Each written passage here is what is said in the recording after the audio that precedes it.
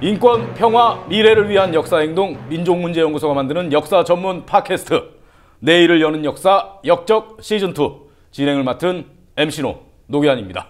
반갑습니다. 네, 한 주 동안 우리 시청자 여러분 잘 계셨는지 모르겠습니다. 정말 재미있는 역사 공부를 함께하고 있습니다. 역사의 맥락을 짚어라. 네, 박한용 실장과 함께하는 근현대 100년 전쟁 대하 드라마 용의 눈물. 네, 박 실장님, 제가 용의 눈물이라고 가제를 한번 정해봤는데 어떻습니까? 역사 공부를 하시면서 눈물을 흘려본 적이 있지 않으십니까? 많죠. 그러니까요. 박한용, 역사 공부를 하면서 눈물을 흘릴 만큼 그 처절했던 100년의 역사를 함께 여기서 녹아내리는 거 아니겠습니까? 예. 그래서 가제 용의 눈물 어떻습니까? 그렇지만 그건 너무 심한 것 같아요. 아, 왜요? 아마 듣는 분들이나 보시는 분들은 그 용의 국물로 해석할 것 같아. 잠깐만요. 용의 국물은 그 예전에 그 에로 비디오 그런 거 아니었습니까? 그런 겁니까? 예. 저는 그런 예전 에로 비디오들은 그런 걸 패러디해가지고. 그냥 좀 패러디한 그런 걸 많이 보셨군요. 예전에. 대답하지 않겠습니다. 네, 저와 함께 하실 분입니다. 깨어있는 시민들의 역사 선생님, 민족문제연구소의 참 실장, 교육 홍보실장 박한용 실장님과 함께 하겠습니다. 네, 실장님 안녕하세요. 네, 안녕하세요. 네, 제가 진짜 심혈을 기울여서 제목을 줬거든요. 네. 역사 공부를 하시면서 박사를 받으시지 않으셨습니까? 그러면 그 공부를 얼마나 많이 했겠습니까? 그 공부하는 와중에 때로는 분노가 치밀어서, 때로는 울분과 어떤 그 슬픔, 격정에 휘말려서 눈물을 흘리신 적이 있으셨을 거 아닙니까? 많죠. 그러니까요. 그러니까 네. 바로 용의 눈물이죠. 자꾸 대하 용의 드라마 눈물, 용의 눈물. 그거는 네. 표절이에요. 표절은 아니고 좀 갖다 쓴 거죠. 예. 예. 근데 뭐 용의 눈물이든 용의 국물이든 간에 네. 사실은 그런 연구를 하다 보면 가슴 맺히고 화가 날 때가 많아요. 그러니까요. 근데 운동이나 이런 것은 분노로 시작할 수 있어도 네. 분노로 끝나는 건 아닙니다. 그럼 뭘로 끝나야 됩니까? 그런 눈물의 역사 속에서 네. 눈물의 강을 걸어서 희망과 미래의 가능성을 바라보는 게 역사 공부다. 그러니까 수많은 민족운동 속에서 많은 분이 돌아가시거나 고통 당하셨잖아요. 화가 나죠. 또 이번에 보면 503 같은 거나 네. MB 사태 보면 화가 나죠. 그러나 화는 분노일 수 있어요. 그 정의의 분노일 수 있습니다. 네. 그 분노의 마지막은 그 개인에 대한 복수가 아니다. 심판이 아니라 그 심판을 넘어서서 맑고 깨끗하고 정직한 사회, 공정하고 바른 사회로 가는 그런 희망의 어떤 메시지로 가야 되듯이 역사도 그런 것이다 생각합니다. 그래서 그렇죠. 저도 이번에 100년의 역사잖아요. 네. 저는 아까 용의 눈물이라기보다는 네.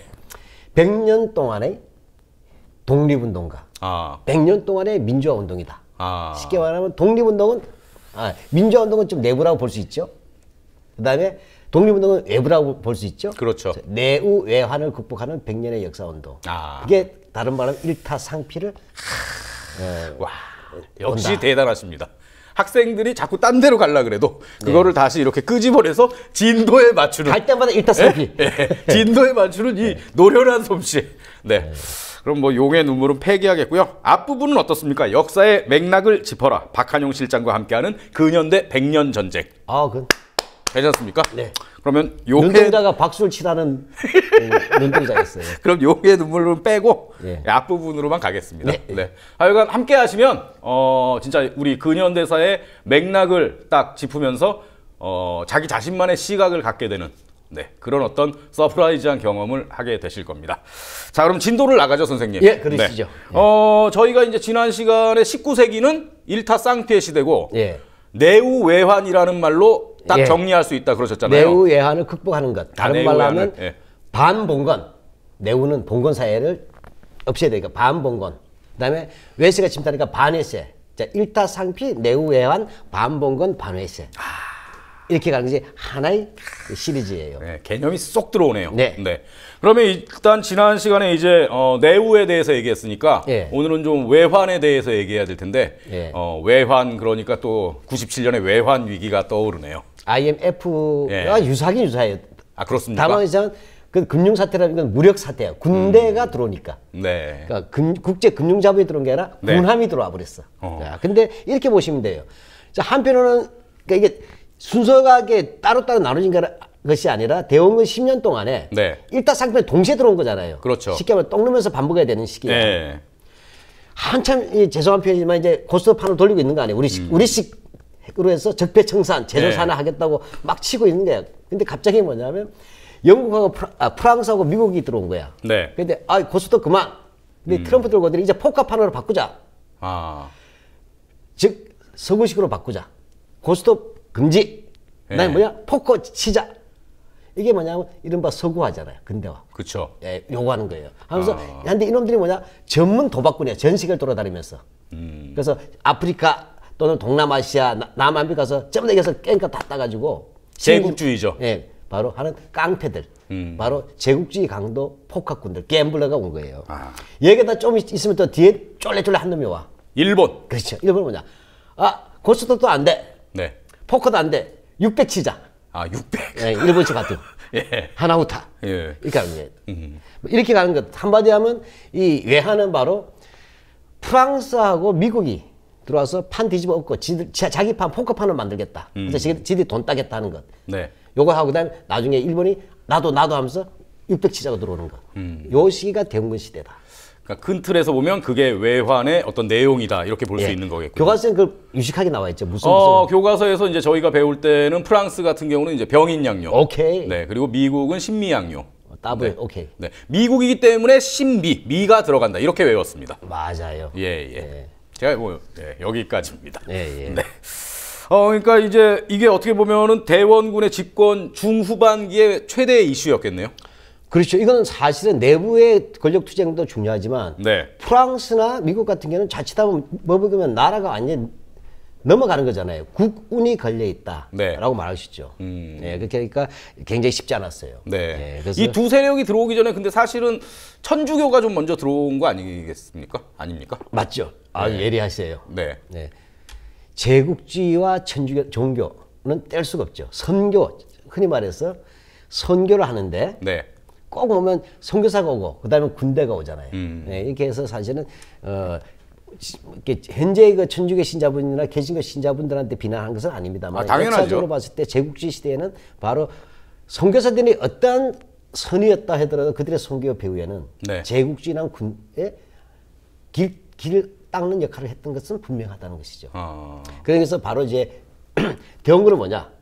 일단 프랑스하고 미국과 만나기 전에 이미 이 땅에 와 있는 바로 그 당시에는 가톨릭이부터 와 있었잖아요. 예. 천주교. 네. 이 천주교 신자와의 대결부터 시작되죠. 또 천주교 신부들과 선교사들과.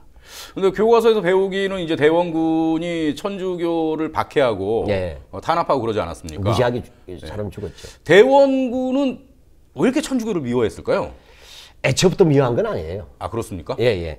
일단 그 대원군의 부인. 대원군의 부인이면 고종의 어머니. 그렇죠. 예. 또 천주교 신도예요, 사실은. 그렇습니까? 예. 왜냐하면 그 대원군의 부인의 유모가 있어요. 마르따라는 분이에요. 그게 그러면은 그 세례명이네요? 마르따라는 유모가 예. 키웠을 거 아니에요. 대원군의 어머니를, 고종의 엄마를. 예. 그러면서 영향을 받았죠. 천주교를 알고 있었고 또 사실상 신자였단 말이죠. 나중에 또 세례는 나중에 받지만. 자, 이렇게 됐고 그다음에 이미 대원군이 집권했던 당시에 네. 12명의 천주교 신부들이 와 있었어요. 그다음에 신도가 몇 명 정도 생각 추산해 보십시오. 조선 전체적으로요? 예. 천주교 신자가 초기에. 예. 그 대원군 시대 때. 대원군 시대 때. 그러니까 1860년대. 그러면 많지는 않았을 것 같고요. 뭐 많아도 뭐 한 10,000여 명 정도 되지 않았을까? 23,000명. 적은 거 아니죠? 그러네요. 예, 1000분의 1 정도 아니에요. 예. 인구의 1000분지예요. 1000분지이 넘죠. 그다음에 한 2천만 명 잡더라고요. 예. 있었어요. 그러니까 대원군이 처음에 한 초기 3년 정도는 네. 1863년에 본인이 섭정했으니까 66년까지 바로 66년에 이제 바로 그 천주교 탄압이 시작되잖아요. 그때까지는 관망세였다. 천주교에 대해서. 예. 오히려 뭐냐면 천주교를 이용하려고 했어요. 오히려. 어떤 식으로 이용을 하려고 했던 거죠? 예, 이게 사건이 하나 터진 거야. 예. 바로 이제 러시아가 나타남. 러시아. 추운 나라에서 온 강대국. 인터넷에서는 이제 러시아를 불곰국이라 그러죠. 예. 예. 그다음에 그 당시에는 아라사. 예. 아싸가 아니라 아라사. 예. 아라사라고 해요. 러시아가 1860년이 되면 큰 변화가 생겨요. 바로 연해주로 진출합니다. 우리 블라디보스톡 있는데 아시잖아요. 예. 바다에 있는 땅이다 해서 연해주잖아요. 연접해 있다. 그게 들어오면 뭐죠? 조선하고 국경 연결되죠. 두만강 그렇죠. 쪽으로. 예. 이렇게 되는 거예요. 자, 이렇게 되면서 뭐냐면 러시아가 누구십니까? 똑똑똑 조선의 문을 북쪽으로부터 두들기고 있는 거야. 예. 그러니까 대원군 긴장하겠죠. 이 러시아라는 것은 만만치 않잖아요. 그러니까 대원군은 이래 탁 이렇게 긴장하고 있는데 이때 홍문관 교리 네. 배슬이에요. 로 있던 남종삼이라는 사람이 있었어요. 남종삼. 예, 이 양반이 대원군한테 계책을 하나 준 거예요. 그게 뭐냐면 프랑스하고 손을 잡자라고 한 거예요. 그렇게 해서 뭐냐면 이 문제는 남종삼이 바로 네. 천주교 신자예요. 아. 쉽게 말하자면 남종삼 같은 경우에는 천주교 신자로서 천주교 포기를 해야 되겠잖아요. 예. 근데 어쨌든 그러려면 대원군의 허락을 받아야 되잖아요. 또 근데 대원군은 뭐냐면 러시아가 지금 들어오니까 자기 힘으로 막기 어렵단 말이죠. 그래서 남종삼이 그러지 말고 제가 선교사를 중간에 다리를 놔줄 테니까 그 당시에 뭐냐면 이 조선에 대한 선교는 프랑스에서 맡고 있었어요. 프랑스 외방 선교회라고. 예. 그러니까 프랑스 신부들이 많이 온 거야. 그러니까 당연히 프랑스 신부를 소개해주겠다. 그 프랑스 신부를 소개해서 그 프랑스를 끌어들여서 바로 조선과 프랑스가 손잡고 러시아를 막아내자 하니까 예. 뭐 not so bad. 나쁘지 않다 이렇게 생각한 거죠. 예. 제가 영어를 하면 안 되는데 자꾸 영어 잘하시니까요. 예. 그래도 자 된 거예요. 자 이렇게 해서 이제 뭐냐면 한마디 남종삼도 일타상비 치려고 한 거야. 러시아도 맞고 예. 카톨릭- 천주교도 네. 이렇게 선교하고. 그렇게 예. 해서 프랑스에서 조선을 개항시키자 이런 얘기예요. 예. 근데 그게 잘 됐을까 안 됐을까? 잘 안 됐으니까 이제 박해를 했겠죠. 그렇죠. 이게 예. 뭐가 안 되려면 뒤로 넘어져도 코가 깨진다고. 어. 일단 뭐냐면 이 남종삼이 프랑스 이제 대원군하고 이제 프랑스 주교를 만나게 해주려고 한 거예요. 프랑스인 주교를. 그래서 베르네라든지 따블레라는 사람이 있어요. 이 사람을 만났는데 이게 계속 소리가 묻는 바람에 이 사람들이 네. 서로 약속이 면담이 지연된 거야. 대원군 입장에서는 상당히 좀 불쾌했겠네요. 그렇죠. 초조해지고. 자기가 그래도 조선의 최고 권력자인데 예. 그래도 외국에서 온 일개 뭐 선교사 이런 신분 아니겠습니까? 예. 그것도 주교는 좀 높긴 높죠. 그렇죠. 예. 근데 하여간 대원군이 불쾌하죠. 알게 뭐야? 예, 불쾌하죠. 대원군은 만나기로 했는데 자꾸 이게 임금 어긋나고 아버지인데. 그러니까. 예. 근데 여기에 뭐냐면 또 소문이 난 거지. 네. 누가 또 들고 일어나겠어요? 천주교 제일 싫어하는 사람들. 일단은 뭐 이제 유림에서. 그렇죠. 예. 쉽게 말하면 유림에서 들고 일어난 거야. 아니 이런 사교를 그러니까 대원군은 뭐예요? 사실 보수주의자잖아요. 그러니까 유림의 지지를 받아야 되는데 그쵸. 물론 선을 척결 했다 하더라도 성리학적 질서는 같잖아. 이쪽에서 그냥 치고 들어오니까 대원군도 딱히 그건 또 마음에 안 드는 거야. 그러니까 마음이 슬슬 바뀐 거야. 아. 근데 여기에 또 뭐냐 제어서 쓰려니까 유비 통신이 하나 들어온 거야. 아, 유언비어요? 예. 어. 이게 뭐냐면 북경에서 천주교 대박해가 일어났다고 들어온 거예요. 오보죠, 오보. 아, 청나라 북경에서요? 예. 예. 자, 이렇게 하면서 뭐냐면 진짜 분위기가 이렇게 바뀌어진 거예요. 이런 속에서 뭐냐면 쉽게 말하면 대원군으로서 나름대로 배신감과 신뢰에 대한 것들이 상실되고 그다음에 이른바 유림들의 반발이 있고 예. 그다음에 여기다 뭐냐 북경에서도 천주가 바뀌기 시작되었다. 뭐가 문제가 있으니까 그렇겠지. 아. 이런 속에서 뭐냐 돌변해서 천주교 바뀌로 가는 거예요. 이게 1866년 병인 사옥 병인사옥. 또는 병인 박해라고 하는 것이에요. 아. 그러면 그 병인 박해를 빌미로 병인 양요가 일어난 거 아닙니까? 그렇게 되죠. 그러니까 프랑스에서 예. 이렇게 천주교 가톨릭 신자들을 학살하고 예. 뭐 많이 죽였다 이런 걸 어떤 빌미로 해가지고 이렇게 쳐들어오게 된 거잖아요. 그렇죠. 예. 한마디로 이야기하면 이 1866년부터 네. 대원군이 하야할 때까지 네. 이 7년 동안은 계속 잡아 족치는 거예요. 이게 병인 사옥은 그 해만 일어난 게 아니라 계속 일어나는 거예요. 아. 그리고 바로 이 사태에서 프랑스 그 선교사 7명이 죽었거든. 명분을 얻었겠네요. 예, 그렇죠. 그 남종삼도 결국 처형당하고 아. 예, 이렇게 됩니다. 이렇게 돼서 쫙 프랑스 군대가 오게 되는 것이죠. 그러니까 서울 그 쪽에 가면 절두산 있지 않습니까? 저쪽에. 예, 세남터 절두산. 거기가 그 순교지죠. 그렇죠. 예, 거기하고 또 어디야 또 거기 서소문 쪽하고. 예, 예. 그러니까 대원군이 초반에는 천주교를 좀 정치적으로 좀 이용해서 자신의 입지도 강화하고 러시아도 좀 막아보려는 그런 마음이 있어서 네. 다소 우호적인 감정으로 관망하다가 결국엔 일이 여러 가지로 틀어지면서 박해를 하게 됐다. 예, 예. 예. 만약에 그런 오해나 어떤 유언비어 같은 게 개입되지 않았다면은 어땠을까요? 뭐 역사에서는 if 만일이라는 말을 쓰지 않지만 아, 그쵸. 그래도 한번 생각을 해볼 여지가 있죠. 어. 물론 결과는 모릅니다. 예. 그러나 첫 번째로 연착륙될 수가 있을 수도 있었겠다. 어떤 거에 대한 연착륙이죠? 이제 문호 개방, 개항에 아. 대해서. 왜 그러냐면 어제 러시아를 막아낼 때 예. 프랑스 손자들 왜냐 프랑스도 영국도 미국도 제일 끔찍하게 무서워한 게 러시아야. 그렇잖아요. 예. 가는 곳곳마다 러시아를 막았잖아. 전에 크림 전쟁 때는 영국에서 나이팅게일까지 보내서 막았잖아요. 네. 쉽게 말하자면. 그러니까 근데 만약에 러시아를 견제해서 프랑스 할 때 이때는 무력적인 갈등은 아니잖아요. 상호 이야기하면서 프랑스하고 적재하면서 개방을 할 때 이때 프랑스는 사실은 인도 차이나가 더 복잡했거든. 네. 거기 베트남 먹고 이런 게 더 바쁘잖아요. 또 중국도 뜯어먹어야 되고. 그 얘기는 우리 연착륙할 수도 있었다. 아. 예. 그렇게 해서 뭐냐 이렇게 해서 일단 막아내면서 쉽게 말하면 개항의 내적 요인을 준비할 수가 있지 않았을까 하는 낙관적 견해도 하나 있을 수 있고 낙관적. 실장님의 견해는 어떻습니까? 낙관적 견해입니까? 아, 비관적 견해도 안 듣고 자꾸 얘기하면 안 되지. 예. 그래서 또 하나는 개풀 뜯어먹는 소리나 이런 얘기도 나올 수 있어요. 저는 약간 그쪽 같아요. 왜냐하면은 만약에 계속 천주교에 대해서 좀 우호적인 어떤 정책을 대원군이 했다고 하더라도 결국 프랑스도 제국주의이기 때문에 제국주의의 속성상 대포를 앞에 놓지 않고 이렇게 들어오지는 않았을 거다. 뭐 이런 생각을 하게 동남아시아 되는데. 봐라. 예. 종교 믿는다고 해서 무슨 뭐 제국주의가 자비로워지느냐? 그러니까요. 근본은 예. 안 바뀐다. 예. 뭐 이럴 수가 있는 거예요. 예. 그러니까 이런 점에서 또 특히 뭐냐면 그 전에 옛날에 황사형 백서 사건인 게 있어요. 정약용의 조카 네. 사이인데 이 사람이 뭐냐면 옛날에 그 전에 박해 때 그 배론이라는 데서 우리나라예요. 살면서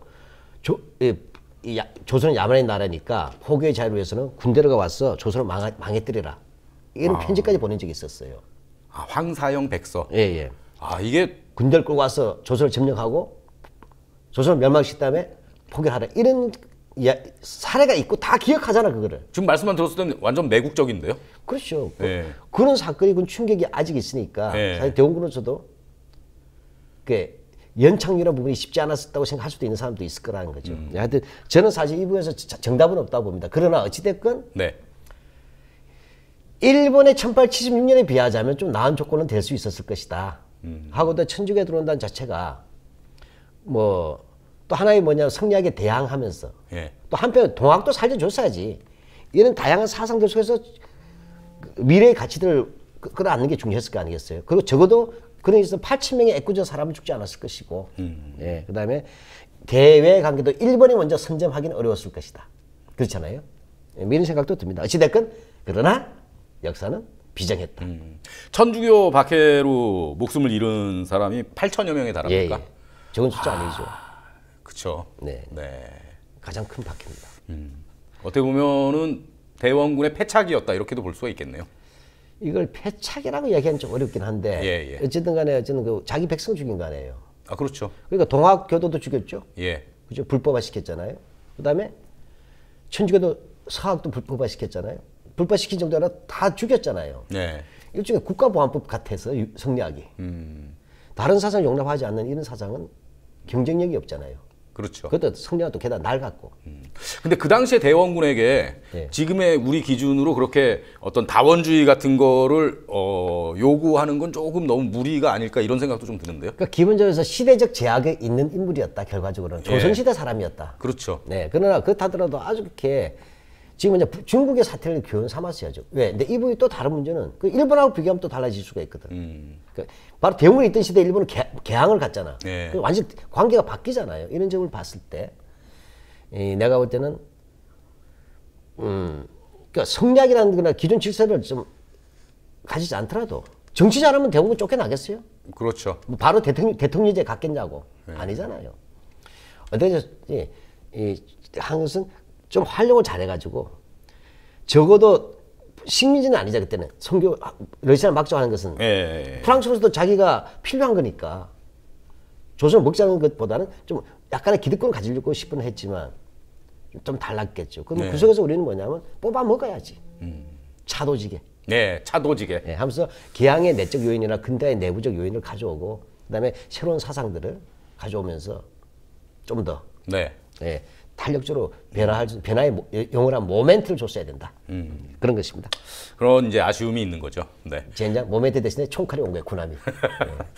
그럼 이제 병인양요 이후에 몇 년 후에 신미양요가 일어나게 되는 건가요? 자, 우선 그러니까 병인 양력도 얘기 좀 해야 되겠죠. 아, 예. 그러니까 이제 시리즈로 보면 이렇게 돼요.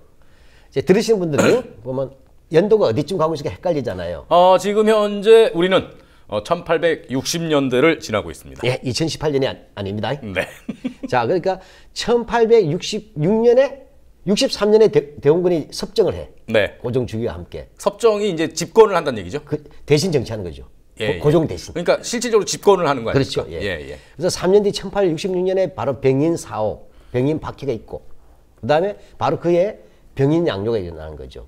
그럼 어렵지 않죠? 예. 프랑스. 그 다음에 2년 뒤에 1868년에 예. 독일인 오페르트라는 사람이 사건인데, 예. 대원군 아버지인 남연군. 예, 네. 무덤을 도굴하는 사건. 이게 오페르트 도굴 사건. 이건 진짜 유명한 사건이죠. 예. 예. 여기 68년이야. 이게 68년. 예. 그다음에 1871년에 예. 바로 미국이 드디어 오는 거예요. 이게 1871년이 신민년이군요. 예. 이렇게 되는 것도 크게 보면 요 트럼프 치자고 온 사람들은 66년에서 71년 사이에 세 번의 사건이 있었다. 그러니까 1860년에 병인 박해, 병인 양조가 있는데 사실 여기는 하나 더 있어요. 제너럴 셔머너 사건. 제너럴 셔머너 이거 사건. 미국과 관계돼서 내가 뺐는데 네. 요것이 있고 68년 오페르트 도굴 사건. 이건 합작 국제 도굴 사건이고 그다음에 71년에 드디어 미국이 모습을 드러낸 거예요. 군함 앞세우고. 그다음에 73년에 고종이 대원군의 10년 권력에서 물러나게 된다.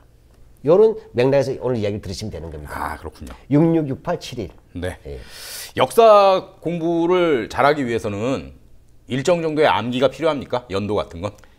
불가피하게 필요한 때가 있어요. 그렇습니까? 예를 들면 조선의 개국 연도는 1392년이잖아요. 제가 얘기할 수 있었는데. 그래서 그러면 콜럼버스가 아메리카를 발견한 것은 저기 실장님, 저는 조선의 개국 연도를 얘기할 수 있다고 말했을 뿐입니다. 네. 1492년이야. 외우는 방법? 100년 후네요. 그럴 수도 조선 있고. 개국. 갔더니 신발이 없어졌어, 구두가. 그래서 네. 내 구두 어디 갔냐? 1492. 저기 설명합니다. 이런 암기법은 너무 그 옛날 본고사 세대 암기법 같은데요? 제가 본고사 출신이니까. 자, 이야기 돌아가겠습니다. 예. 근본이 바닥 나고 있어요, 서로. 자, 무슨 말씀? 병인양요로 돌아가시죠? 예, 병인양요. 네.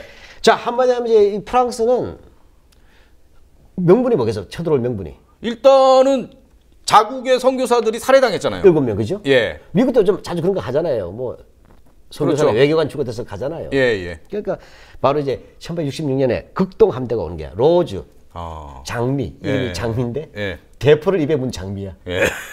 그 태평양 극동 함대 사령관 로즈 제독이 1860년에 쫙 오는 게. 그래서 와가지고 뭐냐면 8월 달에 와요. 1차. 네. 1차 8월 달에 와가지고 쫙 해가지고 어디까지 들어오냐면 예. 한강 하구까지 들어오는 거예요. 한양까지 거의 온 거네요. 그러니까 한강, 감 좋았어요. 그러니까 한강 쪽으로 안으로 들어왔다는 얘기는 뭐예요? 그러니까 한양 쪽 수도로 이제 막 온다는 얘기 아니에요? 얘들은 서울을 점령하려고 한 거예요. 아. 강화도가 이제 앞에 요새지지만 예. 그 강화도를 먼저 딱 인천 앞바다에 강화도가 떠 있으니까 이걸 통과해야 되잖아요. 예. 통과해서 한강으로 간다는 얘기는 바로 한강 수로를 따라서 한양 들어가겠다는 거예요. 기본적으로 프랑스는 점령하려고 했어요. 그래서 무너뜨리려고 했어요. 그러니까 조금 겁을 주려거나 그게 아니에요. 이런 게 아니라 아예 처음부터 점령하려는 목적으로. 예, 청나라에다 보낸 그 편지 보면 그렇게 나와. 그리고 왕족 교체하겠다. 중국은 너 차치해라. 그랬어요. 우리가 알아서 할 테니까. 상당히 세게 나왔네요. 예. 그래서 8월 달에 1차 쫙 해가지고 지형지물 다 탐색한 거야. 네. 그것은 뭐 이제 그러면 이제 본진이 와야 되겠죠. 예. 그래서 다시 돌아간 다음에 바로 10월 달에 온 건데 군함이 7척, 병사가 2,000명. 좀 얕봤지 조선을. 그러니까 그래도 조선이 500년 전통의 그렇죠. 중앙 집권을 하는 그런 나라인데 예. 7,000명으로 그 조선을 무너뜨리려고 했다는. 배 7척에 2,000명. 예. 2,000명으로 조선을 무너뜨리려고 했다는 거는 정말 너무 얕봤네요. 예? 그게 다행이야. 많이 왔으면 어떻게 할 뻔했어. 예. 그것도 생각해야 돼요. 아, 그렇군요. 역사는 다각도로 이렇게 좀 생각을 해야 되는군요. 네. 아. 그러니까 강화도가 관문이잖아요. 천년의 요새잖아. 강화도에서 그냥 어떤 저항도 없이 그냥 이렇게 딱 들어온 겁니까? 강화도를 점령했죠. 상륙했죠. 네. 상륙했는데 의외로 뭐냐면 조선 군대가 강화도에 있던 수비대가 네. 끝까지 싸운 거야. 그래서 뭐냐 우리가 여기서 뭐 그 길게 얘기할 수 없으니까 전쟁 이야기는 바로 문수산성에서 문수산성. 1차 전투 치르고 네. 그다음에 더 치열한 전투가 정족산성. 정족산성. 그러니까 정족이라는 것은 발이 세 개 달린 소출 정이라고 하잖아요. 세 발 달린 모양이다. 근데 여기가 옛날에 삼랑성이라고 한대요. 예. 그러니까 삼랑성이라면 당군의 세 명의 아들이 쌓았다는 성이야. 그래서 삼란성인데 공식 용어는 정족산성. 예. 바로 그래서 그러니까 문수산성 전투, 정족산성 전투인데 이 정족산성 전투였어. 프랑스군이 져요. 됩니다. 물론 이들은 광화 시내는 점령했어. 예. 근데 그 포대가 있는 그 요새가 이제 산성이잖아요. 거기는 못한 거야. 그래서 근데 결국 이 정족산성 전투에서 나름대로 패배를 한 거야 프랑스가. 근데 이때 엄청 약탈해가고 그러지 않았나요? 그랬죠. 그래서 한 달 동안 놀랬다가 철수를 합니다. 철수하면서 얘들이 약탈했는데 그 구체는 뭔지 몰랐어. 근데 그 내가 1979년인가 예. 프랑스 국립박물관에 도서관 사수로 있던 분이 있어요. 그 박병선이라는 한국 분이에요. 여성분이신데 이분이 그쪽에 사수로 있다가 지하에서 뭘 뭉텅 발견한 거야 책들을. 아, 예전에 다큐멘터리에서 제가 본 것 같습니다. 그분. 그게 바로 강화도에서 예, 로즈 제독이 부활을 시켜서 가져간 거예요. 거기에 뭐냐면 왕실의 중요한 책들을 모아놨어요. 아. 그래서 거기가 서울의 규장각이 있잖아. 예, 그러니까 강화도에 있으니까 바깥에 있으니까 외규장각이라 했어요. 외규장각 도서. 예, 그렇죠. 그게 한 6천 권 있었어. 6천 권 가운데서 뭐냐면 340권 정도를 빼돌린 거야. 그러니까 로즈 제독의 편지에도 나와, 보고서에도. 네. 근데 그게 드디어 박변순 씨가 발견한 거지. 그래서 우리가 알려지게 되는 거야. 예. 그 나머지 6천 권은 어떻게 됐겠어? 불탔겠죠. 불질러서 없앴죠. 예. 그냥 건물까지 보복한 거야. 아, 진짜 야만적인 행위 아닙니까? 예, 진짜? 그러니까 사실 그게 이제 이 주로 외규장각 문서의 대부분은 의궤예요.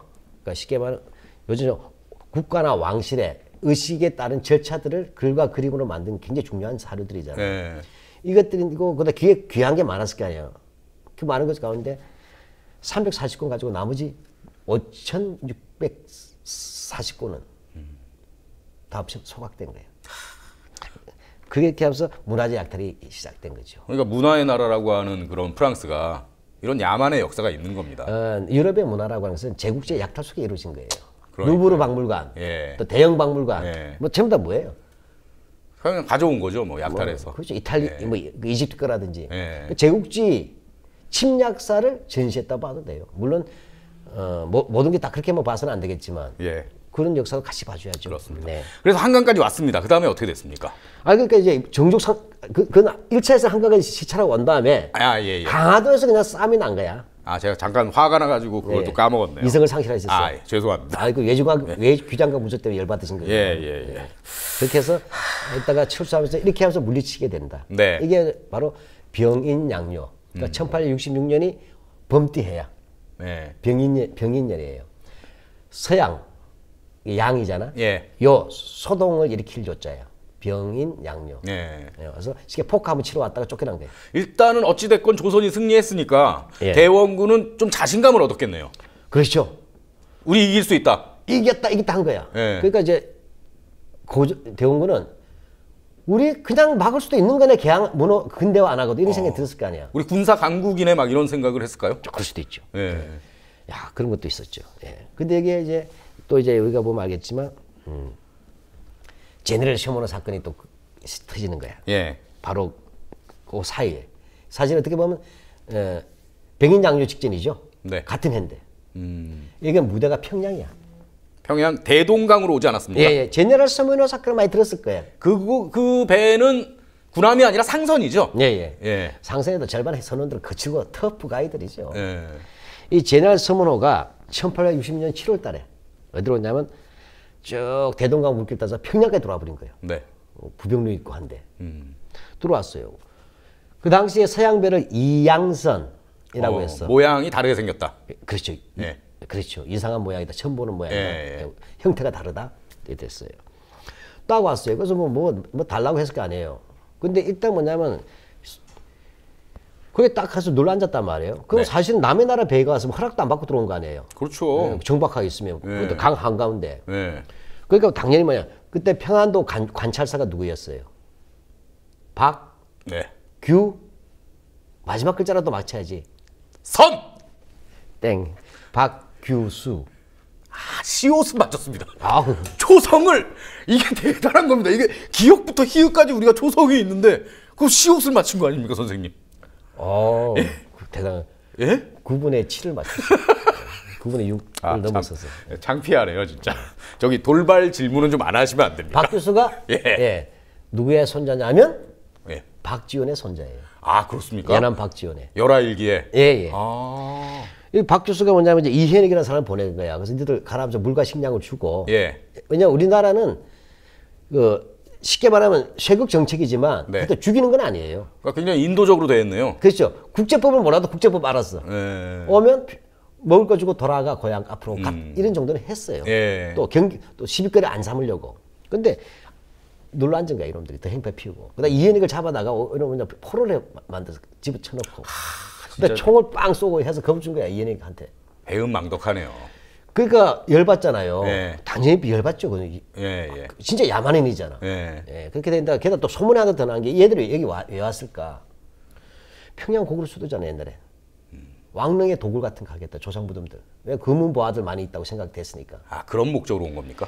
왜냐 북교에서도 그런 약탈을 했잖아. 그러니까 그런 소문이 났죠. 목적 자체는 몰라. 예. 그러나 뭐 순수한 놈들은 아니잖아. 대동강에서 안 나간 놈들. 아, 그렇죠. 예. 이렇게 해서 뭐냐면 이놈들이 행포를 피운 거예요. 이렇게 하니까 어떻게? 평양 사람들이 또 보통 기질이 센 거 아니잖아요. 평안도 하면 뭐지? 박치기. 그렇지. 예. 그래서 이제 이번에 박치기 아니라 불치기야. 아, 불치기입니까? 화약류를 예. 뗏목에다가 배를 모아서 엮어. 그다가 화약을 넣고 근처로 올려. 그래서 그걸 쫙 보낸 거였어. 제너럴 셔먼으로. 예. 예. 그 불타버렸지 뭐. 불타서 그게 제네럴 서먼호 사건이야. 예. 자 이렇게 되니까 이렇게 되면서 이제 제네럴 서먼호 사건이 있었다. 이제 이거 알아두시면 돼. 백인년에는 보니까 판돈이 그러니까 고수도 죄송합니다. 고수도 치고 있는데 포카치 잡는 놈이 둘이 들어온 거야. 하나는 강화도에 들어온 건 프랑스 놈이야. 예. 그다음에 평양에 들어온 놈은 대동강으로 들어온 놈은 미국 놈. 미국 놈이야. 네. 제가 앞으로 장차 화근이 있겠죠. 이 미국이 복수할 거 아니야. 그렇죠. 예, 그거 이제 그 뒤로 가고 그다음에 이렇게 나니까 더 조선에서는 열받았겠죠. 그렇죠. 계속 이제 감정이 안 좋아지고 예. 그렇죠. 이런데다가 충격적인 사건이 터진 거예요. 그게 바로 남현군 묘 도굴 사건입니까? 그렇죠. 분묘 도굴 사건. 도굴 미수 사건. 이게 바로 1868년 오페르트라는 사람에 의해서 시작되는 거예요. 그러니까 한마디로 하면 그러니까 이제 이해가시죠? 1868년에는 네.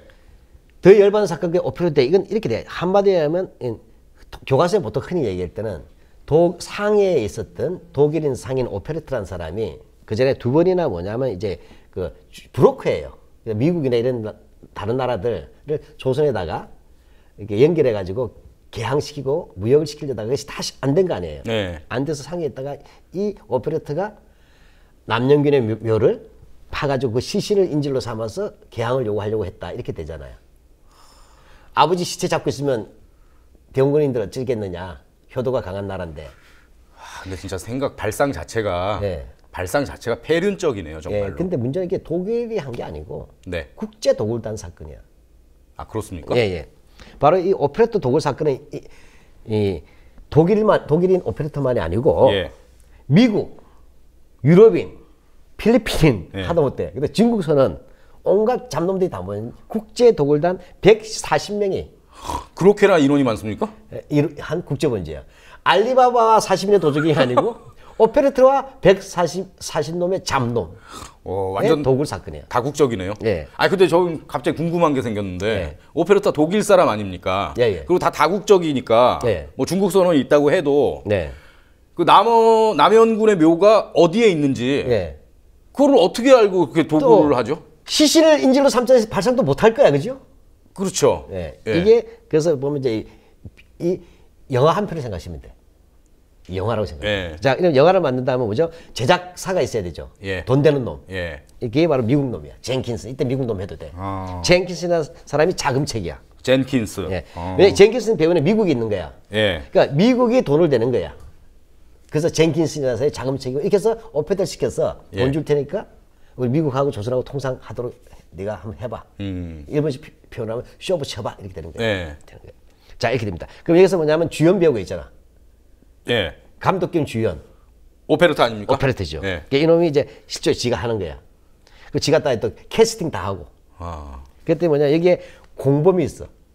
공범이 아까 얘기한 그 다국적 아닙니까? 유럽. 예. 그 중에서 필리핀. 핵심이 있어. 왜냐하면 조선의 지형 지물을 잘 모르잖아. 그렇죠. 그때 페롱 신부란 프랑스 신부가 또 쓸데없이 여기에 개입하는 거야. 페롱이라는 프랑스 페롱. 신부요. 메롱이 아니고 페롱이야. 이름도 뭔가 좀 약 올리는 것 같은 그런 이 사람은 뉘앙스네요. 아까 1866년 백인사옥 때 살아남은 사람이야. 아, 그럼 약간의 조선에 대해서 조금 대원군에 대해서 원한이 있는. 있죠. 예. 자기 동료 7명이 죽었잖아. 예, 그래서 뭐냐면 백인사옥 때 탈출한 다음에 그 대포문 장미 로즈 제독 있잖아. 예, 예. 백인 양요 때 또 길잡이했던 사람이야. 아, 페롱이요? 예. 아. 그러니까 이거 또 이제 그러면 적어도 그래서 끝나지 왜 잡놈들하고 또 붙은 거야. 그래서 페롱이라는 사람이 쉽게 말하면 조연이 되는 거예요.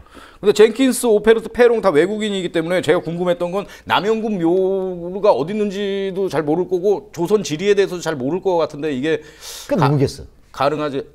아, 조선인도 조선인이에요. 개입이 돼 있습니까? 그렇죠. 그게 바로 최선일이라는 사람이야. 최선일. 예. 원래 풍수쟁이에요. 풍수 보던 사람이에요. 지관이라고도 할 수가 있죠. 예. 네. 근데 이 사람이 가톨릭 신자예요. 나이 그때 한 60쯤 됐어요. 아주 독실한 가톨릭 신자야. 풍수쟁이라면서요. 근데 이제 바뀐 거지. 개종한 거지. 아. 뭐 풍수는 종교는 아니니까. 예, 예. 되었는데 이 사람이 이제 복잡한 얘기 생략하기로 하고 이 사람이 바로 그걸 귀뜸해 준 거야. 페롱에게. 여기가 남영군의 페롱 묘다. 신부에게.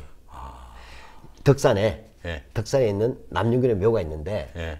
이 풍수니까 이 묘는 조선인들은 굉장히 끔찍하게 여긴다. 그래서 이걸 파가지고 바로 시체와 부장품을 가지고서 돌려줄 테니 교역하자, 통상하자고 하면 대원군이 따를 것이다. 이런 황당한 제안을 바로 최선일이라는 사람이 한 거예요. 근데 이 사람도 이제 가톨릭 신자니까 대원군에게 좀 원한이 있었겠네요. 그렇죠. 예. 예. 백인사옥을 다 받고 그렇다고 살아남았고. 해도 아까도 말씀드렸지만 발상 자체가 참 폐륜적이네요, 진짜. 예, 그래서 이런 부분은 종교의 포기를 넘어서는 반칙이잖아. 이거 앞잡이네요. 그리고 그러니까. 전부 다 잡놈들 아니에요, 이거? 예, 예. 이렇게 된 거예요. 이렇게 해서 뭐냐면 오페레트는 미국인 젠킨스 예. 자금책이죠. 그러니까 제작사야. 그다음에 조연 페롱. 예. 그다음에 선장 멜러 독일인. 그다음에 조선인 몰입애들. 예. 그다음에 유럽과 필리핀 중국인 선원들. 완전히 옛날 우리 스티브즈 보물선 보면 닭 모으는 거 있죠. 온갖 인간들. 예, 예. 딱 해서 140미로 도굴단을 구성한 거예요. 자, 도굴 원정대네요. 한마디로 반지 원정대가 아니고 예, 도굴 원정대. 도굴 원정단이야. 아. 근데 내가 볼 때는 도굴도 아니고 정확하게 하면 국제 시신 납치단이야. 근데 이게 미라야, 영화 미라. 근데 이게 미수에 그치게 되는 겁니까? 네, 제가 이렇게 웃으면 말하지만 있을 수 없는 거야 그 당시로. 아, 그렇죠. 네. 자, 그래서 이놈들이 1868년 5월달에 두 척의 기선을 가져와. 예. 가져왔는데 그 기선 두 척을 합치면 1000톤이야. 합치면 굉장히 큰 배죠. 해가지고 먼저 나가사키를 가는 거야. 아, 나가사키 가서 총을 구해. 머스킷 총이라는 걸. 아, 머스킷 총. 네. 뭐죠? 그러니까 죽이겠다는 거 아니야? 그렇죠. 여참 사람 죽였다. 예, 예. 그다음에 이제 도구라는 도구를 도굴 전문 도구를 나가사키에서 샀어요. 그러고 나서는 5월 10일 날 충남 덕산에 도착한 거야. 네. 덕산 아시죠 지금의? 이런 것들이 이게 기록이 잘 남아 있습니까? 아, 그건 맞아. 이건 워낙 유명한 사건이라고. 그래가지고 뭐냐 딱 내려와가지고 우리는 러시아에서 왔거든. 아, 러시아는 여기 개입 안 돼 있는데요. 그러니까 예. 우리도 뭐 나쁘지 않아. 우리 일본 사람인데 이런 사람 있잖아요. 예, 외국 가서 예. 딱 이렇게 된 거야. 아, 이렇게 해가지고 우리 러시아에서 왔단 깨록 하면서 아라사. 예, 아라스에서 왔다 하면서 남녀군 묘로 간 거야. 그래서 이제 그 갔어. 하는데 잘 안 돼. 그래가지고 뭐냐면 도구가 안 맞거든. 그래서 또 뭐냐면 그 덕산 군청을 습격했어. 그래서 무기를 탈취하고. 그다음에 뭐냐 민가를 습격해가지고 그래서 도구를 또 챙겨. 화적대네요, 화적대. 이건 날강도지 새벽에 도착했어. 예. 아, 밤에 왔으니까. 이래가지고 했는데 문제는 그러니까 남녀규모에다가 네. 워낙 단단하게 대부분 도굴 왜냐 옛날 풍수지리 때는 몰래 뭐냐 이장시키고 하는 경우가 많았거든. 못하게 다 이렇게 워낙 철도같이 해놓은 거야. 뭔가 장치 같은 게 예, 있군요. 그렇죠. 예, 그랬더니 곡괭이도 안 들어가고. 아. 한데 곡괭이는 안 들어오고 날은 밝고 새벽에 오고 그다음에 뱃물이 설물이 들어오는 거예요. 아. 예, 설물 시간이 들어온 거예요. 그럼 배가 못 빠져나가잖아. 그래서 철수하는 거예요. 근데 곱게 철수했으면 좋겠는데 그냥 안 갔어 이놈이. 철수를 그냥 갔어도 이게 심각한 문제죠. 아, 괘씸하죠, 진짜. 근데 이거 가지고 영종도로 또 간 거야 이 오페레트가. 예. 가가지고 지가 프랑스 제도 네. 이 오페레트가 제도 알리망이라는 사람이 있어요. 이 알리망이라는 사람 명의로 뭐냐면 그 뭡니까 이제 영종도 첨사가 있단 말이야. 쉽게 이제 군사 책임자예요. 예. 여기한테 가서 뭐냐면 너희들의 뭐냐면 그 너희 조선의 목숨은 그 뭐냐면 영종도 첨사 네가 하기 나름이니까 잘해라 하면서 다시 그래서 통상을 또 교섭을 요구한 거야. 예. 그렇게 하니까 뭐냐면 이제 당연히 영종 첨사가 문제 제기했을 거 아니에요, 그죠? 문제 제기했단 말이야. 이렇게 되는데 뭐냐면 그 문제 제기하면서 어쨌든 이제 답신을 가지고 가려고 한 거야.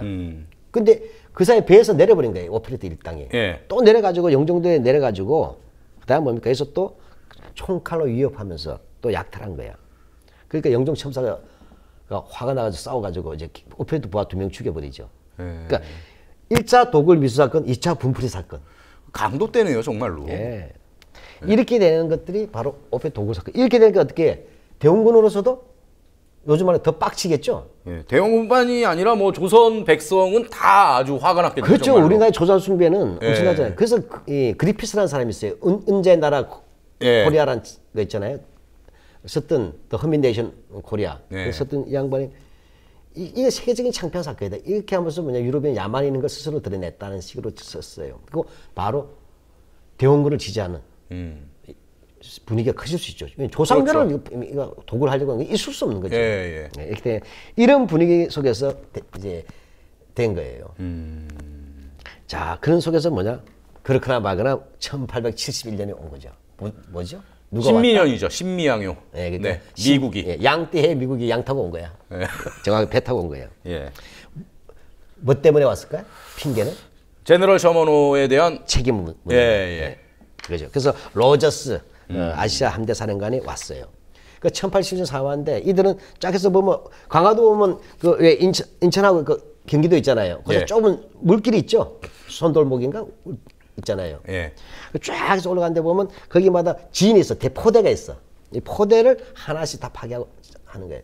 상륙해서. 바로 그게 초지진, 덕진진, 그 다음에 광성보. 예. 뭐 이런 전투들 하잖아요. 그래서 미국이 상륙해서 여기를 다 이제 해서 미국이 이제 이기긴 이겼어요. 그래서 근데 쉽게 광성보 전투에서 뭐 거의 다 결사항전하다 다 죽고 그래요. 조선 병사들이. 어찌됐건 조선군이 용감하게 싸웠네요. 예, 그렇게 해가지고 싸웠는데 미국은 이제 이 정도로 그냥 돌아간 거야. 한 달 정도 있다가. 예. 그래서 미국은 이 전쟁을 리틀 워라고 그래요. 꼬마 전쟁. 아. 예, 이렇게 됩니다. 어쨌든 이렇게 한 것이 바로 신미양요. 어찌됐건 대원군 입장에서는 뭐 신미양요 때는 미국이 스스로 이렇게 물러나게 했습니다만 막아낸 거잖아요. 2번이나. 어쨌든 결과적으로 막은 셈이죠. 하여튼 결과적으로 막아냈기 때문에 병인양요에 이어서 오히려 더 자신감이 붙었을 수도 있겠네요. 그래서 뭐냐면 이제 만든 비석이 있어요. 아, 뭐죠? 척화비. 예.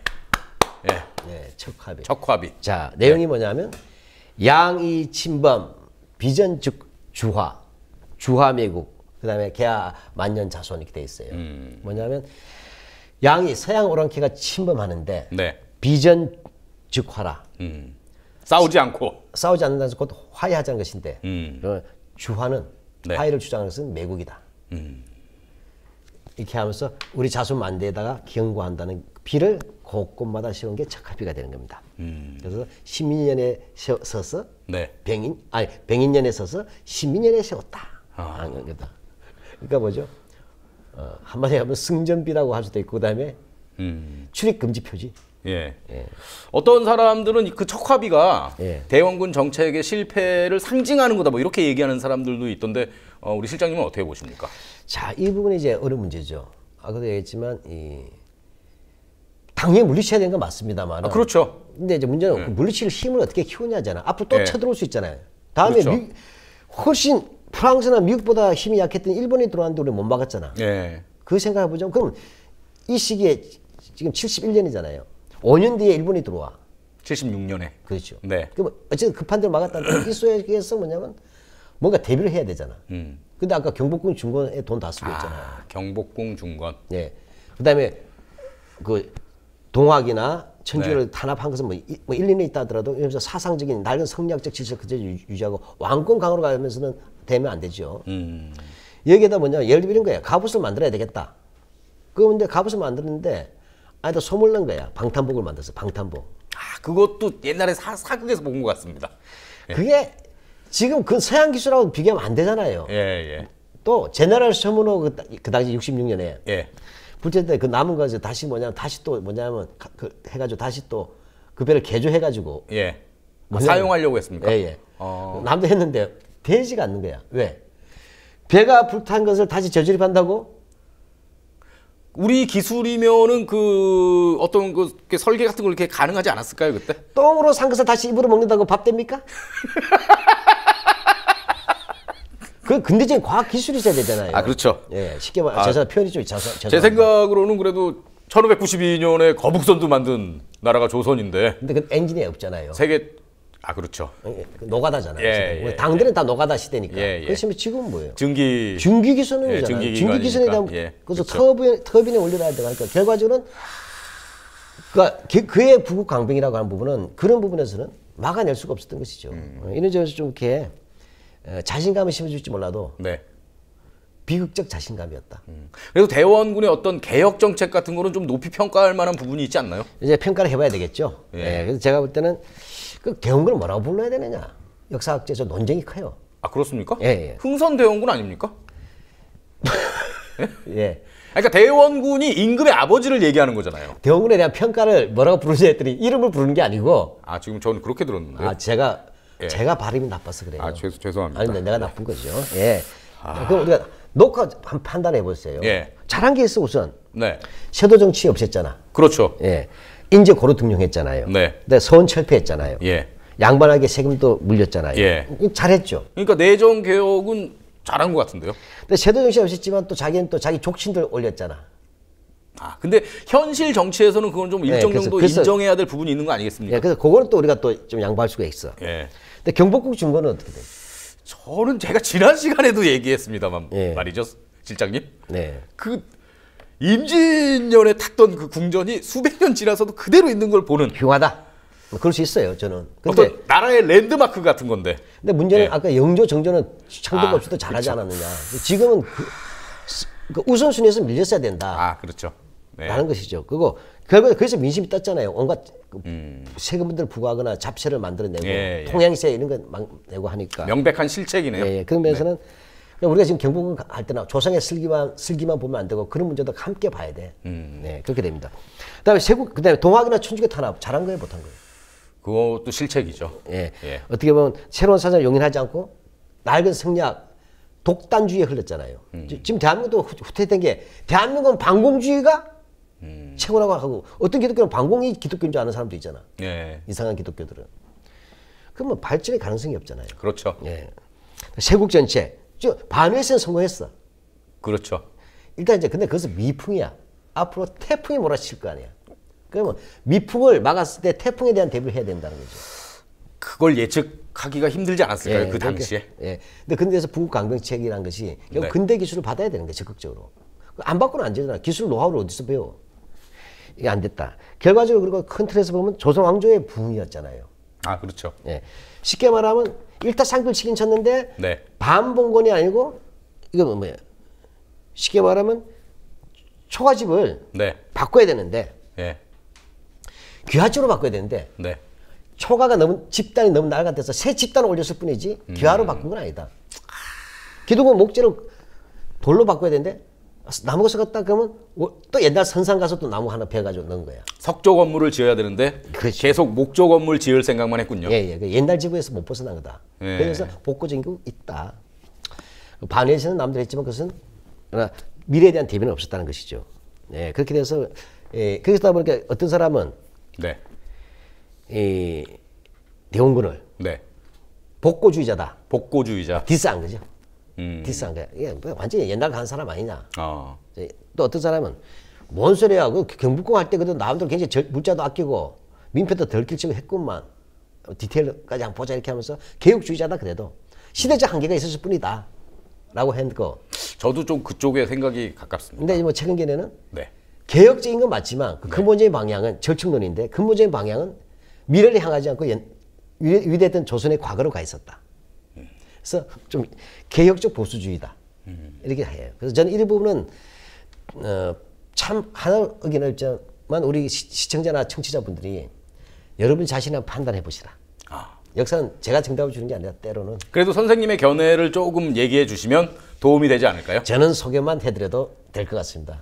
역사는 각자 자기 몫이 있습니다. 참 어렵기 때문에 어려운 숙제는 다 같이 생각해 봐야 됩니다. 그럼 우리 실장님은 복고의 방점을 찍으시겠습니까? 개혁의 방점을 찍으시겠습니까? 대원군을 평가할 때. 저는 옛날엔 복고라고 봤는데 네. 약간 마음이 넓어진 거예요. 아, 근데 아직 완전한 정리는 안 됐어요. 그래서 개혁적 보수주의자라 하지만 해서 개혁에다가 힘을 줘야 되냐, 보수에 힘을 줘야 될 땐 그래도 보수에 힘을 줘야 되겠다. 특히 그 이후의 행태를 보면 나중에 민주화의 대결 속에서 보여지는 건 또 황당하니까. 네. 네. 요즘의 정치 세력과 좀 비교하면 대원군은 어떤 정파에 좀 어울릴까요? 그러면 없어. 없습니까? 뭐 요즘 뭐 개혁적 보수를 주장하는 정당도 있죠. 뭐 그렇죠. 네, 걔들은 한 게 없잖아. 개혁한 게. 수구로 있다가 갑자기 뭐냐면 표 못 얻으니까 개혁하겠다지만 하나도 안 하고 지붕길 생각만 하고 있잖아. 네, 그러니까 내가 볼 때 쉽게 말해 개혁도 한 적이 없는 수구 세력들은 보수가 아니에요.